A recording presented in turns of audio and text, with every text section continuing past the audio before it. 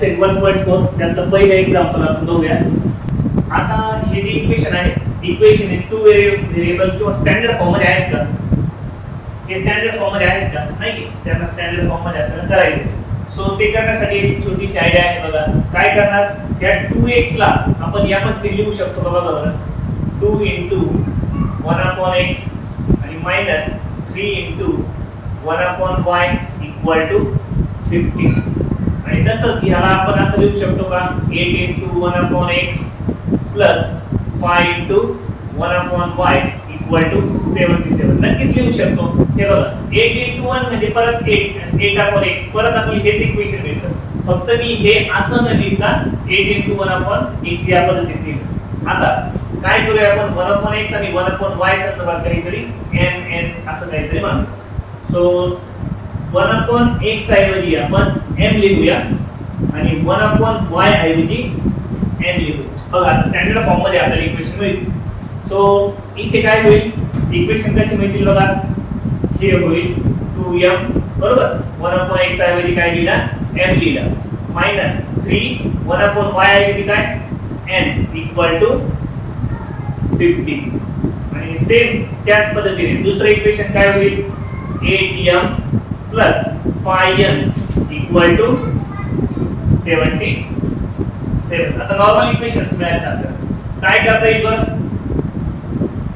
एक टर्म आपल्याला नेहमीच्या पद्धतीने सोडवायचं. 2m - 3n = 15, 8n + 5n. याला काहीतरी इक्वेशन नंबर आपण इथून सुरुवात करूया. 1 आहे. सो हे जर आपल्याला सेट करायचे असतील तर 3 आणि 5 वेगवेगळे नंबर्स आहेत. मी सांगितलं तुम्हाला, असे वेगळे जर नंबर असेल तर ह्या पूर्ण इक्वेशनला काय करायचं, 5 ने मल्टिप्लाय करायचं आणि या पूर्ण इक्वेशनला 3 ने मल्टिप्लाय करायचं. जेणेकरून होईल काय, 3 × 5 = 15 आणि 5 × 3 झाले 15. 15 काय होतील, मग पुढे कॅन्सल होतील. ते आपल्याला पुढे करता येईल. सो ह्या इक्वेशनला मी कितीने मल्टिप्लाय करतो, 5 ने. आणि ह्या इक्वेशनला कितीने मल्टिप्लाय करतो, 3. बघा इक्वेशन काय मिळतील. सो याला 5 ने मल्टिप्लाय करा, ते येतील 10m मायनस 15n आणि हे आले 75. सो हे किती येतील, 24m प्लस 15n आणि हे 23. काय करता येईल, या इक्वेशनला ऍड करता येईल की सबट्रॅक्ट करता येईल. मायनस प्लस आहे म्हणजे काय करणार, प्लसच करायचं, जेणेकरून टर्म काय होती, कट होईल. बघा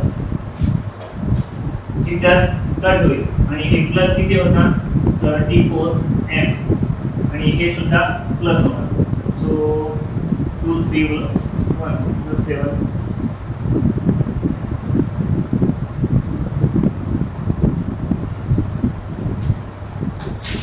= 306. सो m ची व्हॅल्यू काय येते, 34 4 दा होतात का,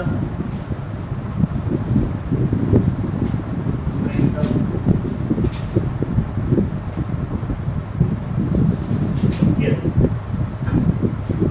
So m will be 306/34. ते येतं 9. आताशी आपल्याला m मिळाला किती, 9 मिळालं. m ची व्हॅल्यू किती मिळाली, 9.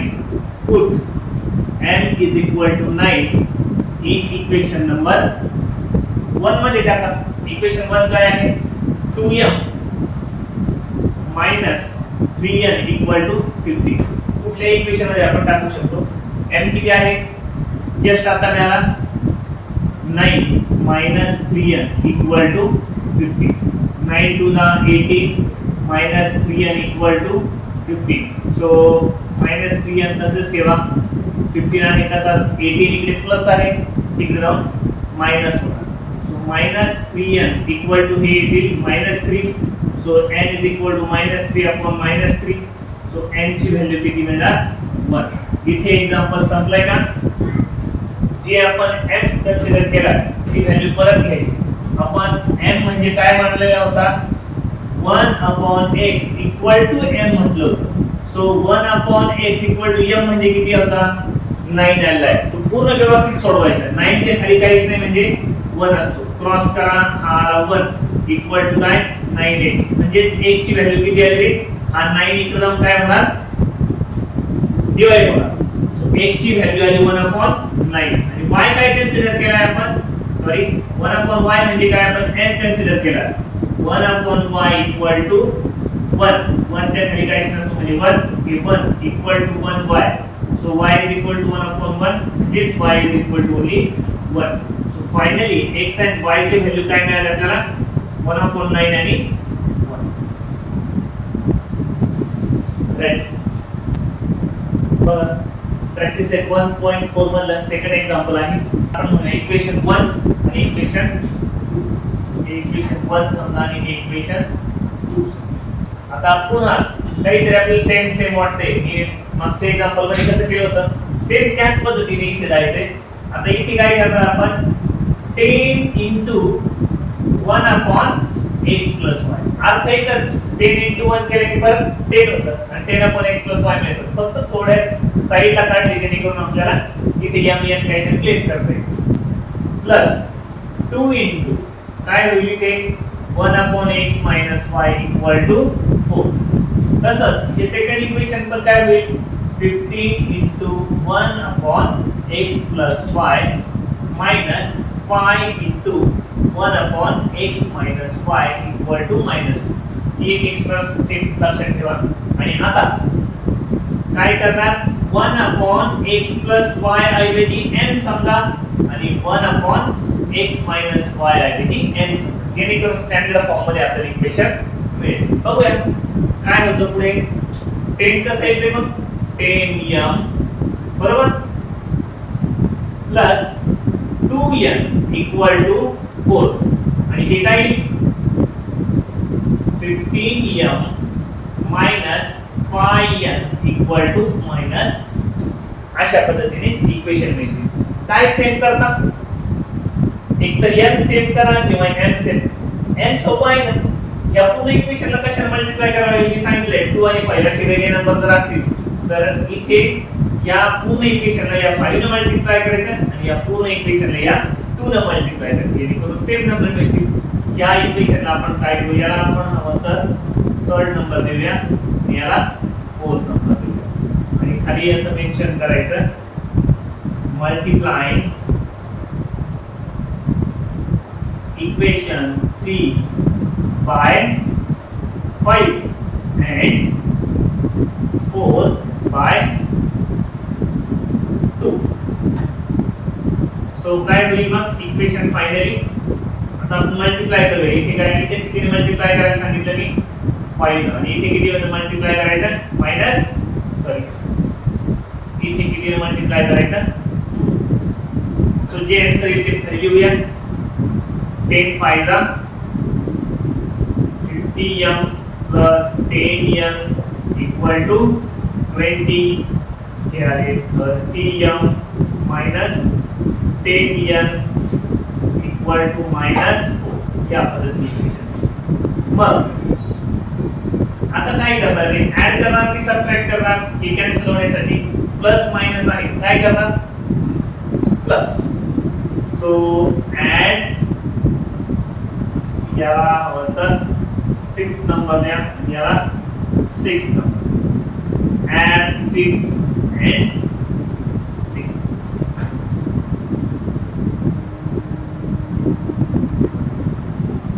इथे लिहितो ऍड केल्यानंतर काय मिळेल 50m plus 10n equal to 20 आणि 30m minus 10n equal to -4 बघा आता काय होईल प्लस केल्यानंतर हे होतील कट हे आले 80m आणि इक्वल टू हे आहे काय तिसरा 20 - 4 20 मधून 4 गेले किती राहील खाली किती 16 सो n विल बी काय होईल 16/80 होईल हा 80 मल्टिप्लाय आहे तो डिवाइड होणार सो m ची व्हॅल्यू किती मिळणार 16 1 ला 16 16 5 ला 80 m ची व्हॅल्यू मिळाली 1.5 आता हा टाकूया आपण कुठल्यातरी इक्वेशन मध्ये put m is equal to 1.5 in equation कशात टाकता ह्यात टाकलं तरी चालेल, ह्यात टाकलं तरी चालेल. आपण काय करूया, थर्ड इक्वेशन मध्ये टाकू, कुठल्या इक्वेशन मध्ये टाकलं तरी चालेल. आता थर्ड इक्वेशन काय आहे, 10m plus 2n equal to 4. So 10 into काय 1/5, हे बघा m ची व्हॅल्यू टाकली आहे 1/5 जो आपल्याला जस्ट मिळाला आहे, plus 2n equal to 4. 5 1 5, 5 2 10, 2 plus 2n equal to 4. So 2n आहे तसाच, 2 इकडे काय आहे प्लस आहे, तिकडे जाऊन मायनस होणार. So 2n will be 2. So n will be किती येणार, 2/2, म्हणजे n ची व्हॅल्यू आली 1. आता यानंतर m आणि n आपण कशाला समजलंय ते बघा, m ची व्हॅल्यू ह्याच्या समोर टाकायची. So 1/x plus y equal to आपण m समजलेला आहे, ते मी इथे सोडवतो. आणि 1/x minus y equal to आपण m असं कन्सिडर केलं. ठीक आहे, त्या व्हॅल्यू आपण पुढे लिहूया. 1/x plus y, m ची व्हॅल्यू किती मिळाली, 1/5. हे बघा 1/5, ते पूर्ण क्रॉस करून सॉल्व करायचं. सो इथे 1/x minus y, m ची व्हॅल्यू किती, ओन्ली 1 मिळाली आहे. फक्त क्रॉस करूया आणि इक्वेशन काय मिळतं बघूया. 5 into 1 5, आणि हे x plus 5 into 1 म्हणजे फक्त काय मिळेल, x plus y. याला म्हणा a. हे क्रॉस करा, 1 equal to x minus y असे, याला म्हणा b. याला थोडंसं स्टँडर्ड फॉर्म मध्ये आपण लिहून घेऊ. म्हणजे स्टँडर्ड फॉर्म मध्ये कसा, x plus y equal to 5 या पद्धतीने, आणि याला x minus y equal to 1 या पद्धतीने. कुठले साइन वगैरे चेंज केलेले नाहीयेत, स्टँडर्ड फॉर्म मध्ये फक्त लिहिलं. सो आता काय करणार आहे, x plus y equal to 5, x minus y equal to 1. Add करणार की सबट्रॅक्ट करणार, या इक्वेशन ह्या a हवं तर याला b, इथे आपण काय केलं, a आणि b ऍड केलं, जेणेकरून काय होईल, y y कट होते.